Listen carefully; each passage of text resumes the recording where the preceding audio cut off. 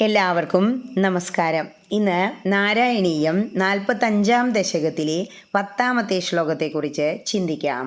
ഹരേ നാരായണ തവദധികൃതമോഷേ ഘോഷയോഷാജനാനാമഭജത ഹൃദി രോഷോ നാവകാശം ന ശോക ഹൃദയമഭിമുഷിത്വാ ഹർഷസിന്ധൗ ന്യഥാസ്ത്വം സമമ ശമയരോഗാൻ വാദഗേഹാധിനാഥ. ഓം ശ്രീകൃഷ്ണാർപ്പണം. ശ്രീകൃഷ്ണായ നമോ നമഃ. ഇനി ഈ ശ്ലോകത്തിലെ ഓരോ വാക്കുകളുടെയും അർത്ഥത്തെക്കുറിച്ച് ചിന്തിക്കാം. തവ എന്നാൽ അങ്ങയുടെ, ദധികൃതമോഷേ തൈരും വെണ്ണയുമെല്ലാം മോഷ്ടിച്ചതുകൊണ്ട്, ഘോഷയോഷ ജനാനാം ഹൃദി അമ്പാടിയിലെ സ്ത്രീകളുടെ മനസ്സിൽ, അതായത് അവരുടെ ഹൃദയത്തിൽ, ന രോഷ ന ശോക അവകാശം അഭജത കോപത്തിനും താപത്തിനുമൊന്നും ഇടം കിട്ടിയില്ല.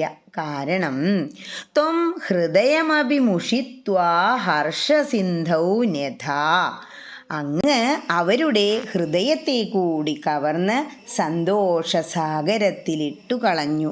സ മമ ശമയ രോഗാൻ അങ്ങനെയുള്ള അവിടുന്ന് എൻ്റെ രോഗങ്ങൾക്കും ശമനം വരുത്തി തരേണമേ.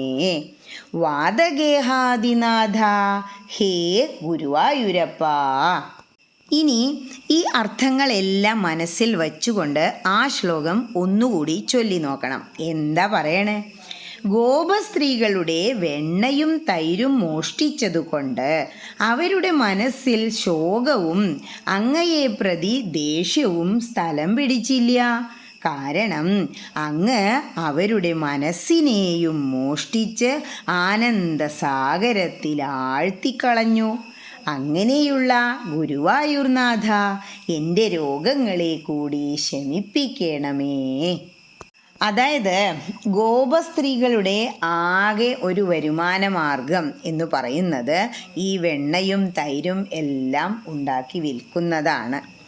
അതിന് സമ്മതിക്കാതെ ഭഗവാൻ അതെല്ലാം മോഷ്ടിച്ചു.